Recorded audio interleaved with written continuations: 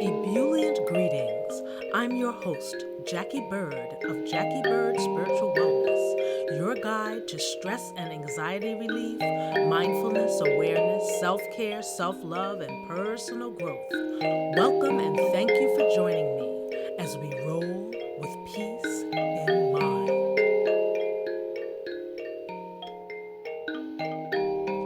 Today's riff is 7 tips for success to de-stress, so you're not always in distress. Number 1 is breathe. Now, it's funny because I say breathe and people are like, I ain't breathing. If I weren't breathing, I wouldn't be alive. I'm not talking about that. Taking deep breaths is so important that I devoted episode 1 totally to talk about breathing and how important it is. Now, making it a priority to pause and take deep, soul-shaking breaths throughout the day is a luxury we deny ourselves, especially when we're under the gun. Most of us hold our breath. It's not enough to remember to breathe deeply during yoga or meditation, for those of you that practice, but throughout your day, consciously pulling in, then releasing out the air we breathe throughout the day is grounding, centering, balancing, and clarifying. And you know what? It's free. You don't have to pay anybody to do it. Another perk is that it feels good and it sets you up to make better, more focused decisions and to hear your inner guidance more clearly. Tip number 2, hydrate with not Gatorade, not coconut milk, not kombucha, not even coffee, but water. Hydrate with water. We are mostly water, so why not supply yourself with what you're made of? Taking time to drink, not gulp, down some water from a natural source boosts the immune system, helps with headaches, flushes out toxins, increases brain power, and provides energy. And it doesn't mean you can't have the other stuff, but try to make H2O your go-to. And if you buy bottled water, read the label to make sure it is from a natural source. A lot of water on the market is tap water that's purified, but it's tap water. Make sure you read the label. Yes, even for water, we have to read the label. And couple that, drinking water, with deep breaths, and you're ready to slay again. Number 3, exercise your positivity muscle. I can hear some of y'all go, what positivity muscle? That's not part of the human anatomy. Especially if you're basically a cynic, a skeptic, a realist, or any other kind of telling it like it is person. You know, that's great, but sometimes try to shift your perspective every once in a while. Then try more than every once in a while. Looking at the dark side of things sure does heap on the stress and then some. Flip the script, shift attitude as an attitude, open the blinds and let the light shine in. Ooh, you may actually feel good as a result. Until the voices in your mind chorus chime in that you're being delusional. I could go into that. That's a whole nother episode. But in the meantime, give locating and exercising your positivity muscle a workout. And I'll give you a hint. It's your heart. If you let that speak a little bit more, your mind will balk. Your mind will go, makes no sense. No, revolting. But if you actually go with that heart, your mind may complain. And then eventually your mind may actually go, wow, that was actually better than what I had planned to do. So that's your positivity muscle. And ultimately, if you allow that heart to speak to you a little bit more, your mind, which tends to like to be a little grumpy, may actually go, you know what, that was actually pretty good. I think the heart had a good idea. Okay, I like that and I feel better. Then your mind also becomes your positivity muscle. You have to exercise it. Which brings me to tip number 4. Expect the best. Now, I'm going to tell you a little secret. The person who always expects the worst to happen is right. The person who always expects the best to happen is right also. And I know some of you are saying, what? Expect the best? The sky is falling. Everything is imploding. The world is a mess. Politics, poverty, the economy, the environment. Woman, what are you talking about? Expect the best. Do you look at social media? Do you see all of the awful things happening? And I would say to you, aren't these things rather stressful subjects to bat around while navigating your day? Does it make you feel any better? Focusing upon worry as opposed to being open and receiving ideas for solutions add to the muck and mire in the brain chorus. Our viewpoint and outlook make a huge difference on stress levels. Expecting the worst to happen all the time puts you in fight or flight mode constantly. Lots of adrenal firing, which can lead to adrenal stress, which may be one of the reasons you can't sleep at night because you're always wired. As much as we would like to, we cannot save the world as long as we remain in stress out mode. Sure, bad things happen, but good things also happen. The person who always expects the worst to happen is right. The person who always expects the best to happen is right. Which side of the fence do you want to sit on? One viewpoint always leads to much more stress. Right now, you may be looking at me through your phone like I'm crazy, but I assure you, I am not. Living most of my life totally stressed out to the nth degree, I have experienced firsthand what expecting the worst can do and how it wreaks havoc on the body. I have also experienced what expecting the best feels like. For much of my life, I have worked with children, teaching them dance and choreography. And I see, with children as young as 3, I see already the future stressed out kids. They are already exhibiting signs of being under great deals of stress, and a lot of them worry so much. What are we going to do next? When are we going to go to lunch? Why? What is she doing over there? All these things that they begin to worry about, and they're only 3 years old. So we do them much service if we can learn how to quell our own stress and worry. And then we are even better examples to the young people coming up. I'm telling you, the stress that these young people are under is incredible. A lot of depression, a lot of anxiety by the time they reach their teen years. I am seeing the rates of depression, and I'm not talking about statistically. I'm talking about what I've seen in my own experience. The amount of stress among the teenagers is insane. Insane. And as I said, I'm seeing it in children as small as 3. Incredible stress and worry about things that they cannot control. So if we can teach them through our actions, we will actually feel better, and so will they. I'm not suggesting you bury your head in the sand or be naive about personal, family, or world crises, but I am suggesting that worrying about it doesn't change it one bit. Tip number 5, carry an essential oil around or keep it at your workstation. Essential oils are the bomb diggity. Don't worry, it won't fumigate a room if you just dab a very small amount on your wrist or add a couple of drops on a tissue or cotton ball, but make sure you or the people near you have no allergies. A hit from essential oils like peppermint, which is my personal fave, lavender, or chamomile can have a soothing, calming effect. It also helps with headaches, particularly if you combine it with tips 1 through 4. Tip number 6, press on those pressure points. They do a body good.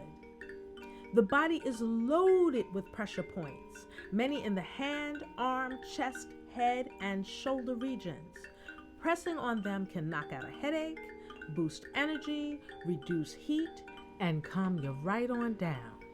Yesterday, I was working with a young lady who had a headache. I could look right at her and tell something was wrong. So I took her right hand and I started digging around. I know that sounds weird, right? I started using my thumb and pressing on different parts of her hand, asking her to let me know when I found the headache. There is a pressure point in your hand that will correlate with the pressure that's in your head. So I found the spot.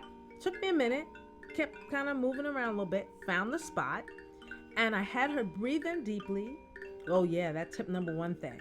And I had her breathe out slowly.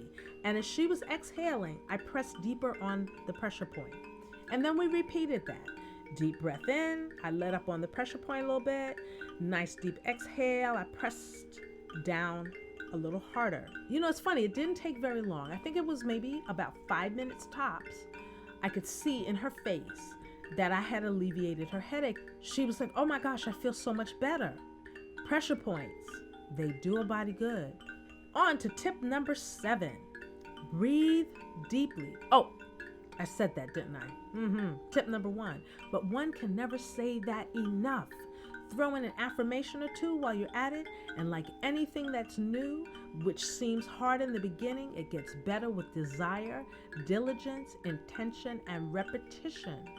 All in all, the practice of stress relief is just that. It is a practice. And now I'm going to recap tips 1 through 7 on the 7 tips for success to de-stress list. Breathe. It's free. Number 2, hydrate with water. Water. Hydrate with what you're made of. Number 3, exercise your positivity muscle. It is your heart. And then your head wants to get in on it. Your mind will become a positivity muscle the more you exercise it. Tip number 4, expect the best. That's part of the exercise of the mind, to begin to shift your thoughts so that you begin to expect the best. Why not? Number 5, carry an essential oil around or keep it at your workstation. Essential oils are the bomb diggity. Ooh. Number 6, press on those pressure points. They do a body good for sure, for true. Tip number 7, like tip number 1, breathe deeply. In essence, we are the guardians of our temples for our lifespan. It is in our best interest to take in as much good care to take in. It's in our best interest to take as much good care of ourselves as possible. Being aware of what we eat along with getting enough exercise is great and it's essential. Yet, taking care of ourselves goes well beyond whether you're vegan, veggie, pescatarian, carnivore, or whether we get our laps around the track or the pool on a regular basis. There is a mindfulness aspect that often gets overlooked. Being mindful of our stress levels and doing something constructive about it makes for a much more centered, more balanced, more enjoyable way of life. And having said all of that, I will take you for a little stroll in a guided meditation. Sit or lie down in a comfortable position. Very easily begin to become aware of the sound of your breath.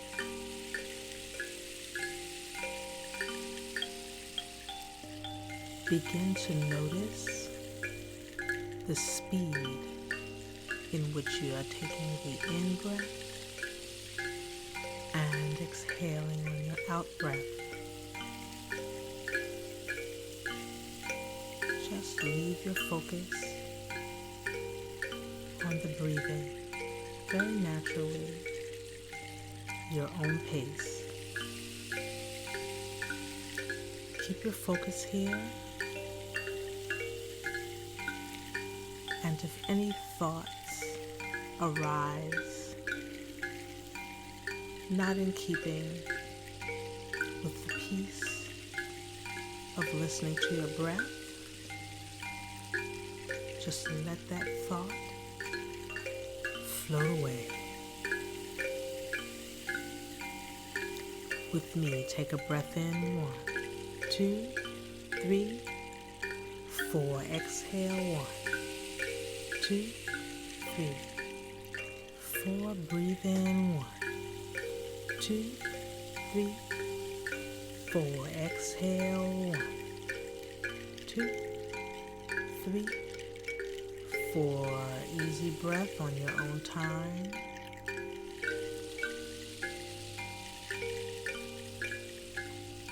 Again with me in 4. 1, 2, 3, 4. Exhale. 1, 2, 3, 4. And in 2, 3, 4. Exhale. 1, 2, 3, 4. Breathing in deeply on your own time.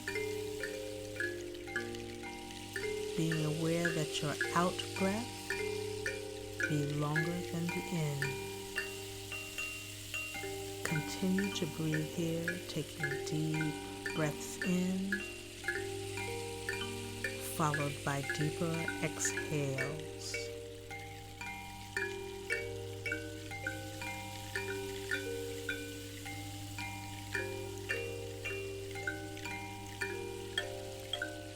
Begin to breathe on your own time.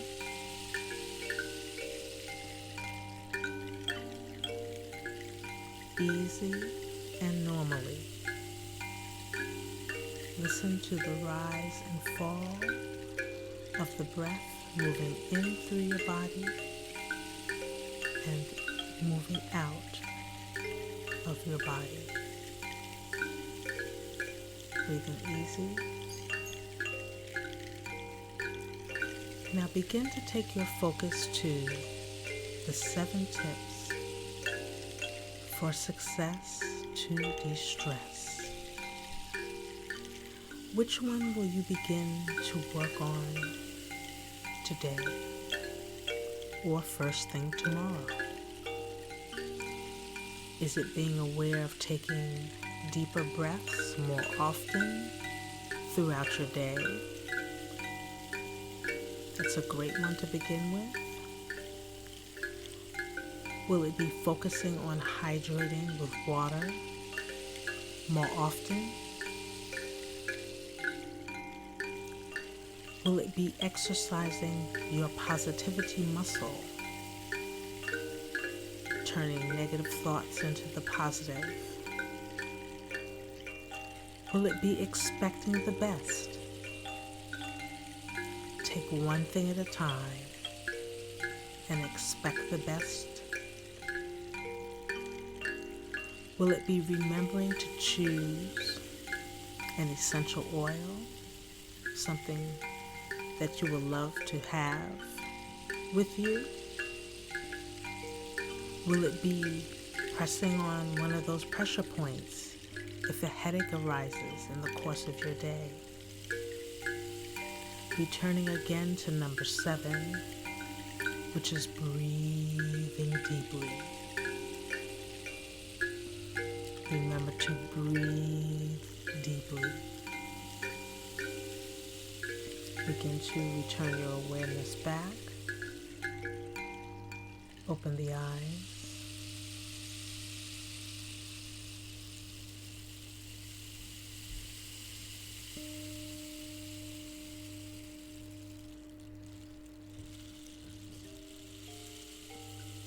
I hope our time together was soothing, relaxing, and illuminating for you. I welcome your comments and questions here or on social media. Be sure to tag Jacquie Bird Spiritual Wellness for a chance to have your comments read on a future episode. And to deepen your meditation experience with me, go to JacquieBirdSpiritualWellness.com, where you will find ebooks on stress relief, mindfulness, and personal growth. You can also book a StressBusters Guided Meditation session. And if you dig the talk segment, guided meditation, and the music in this episode, those tracks are available on JacquieBirdSpiritualWellness.com also. In the meantime, thank you for listening, and remember to roll, with peace in mind.